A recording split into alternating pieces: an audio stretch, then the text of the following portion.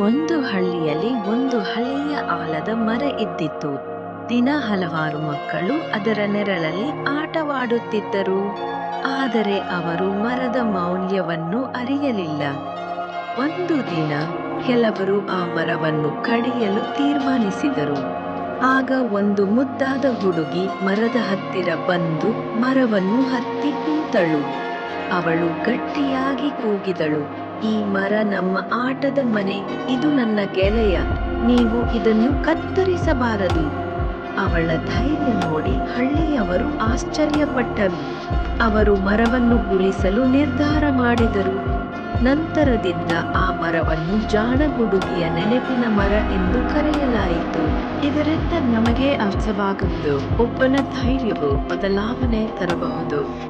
ನಾವು ನಂಬಿಕೆ ಮತ್ತು ಪ್ರೀತಿ ಹೊಂದಿದರೆ ಸಕಾರಾತ್ಮಕ ಬದಲಾವಣೆ ಮಾಡಬಹುದು.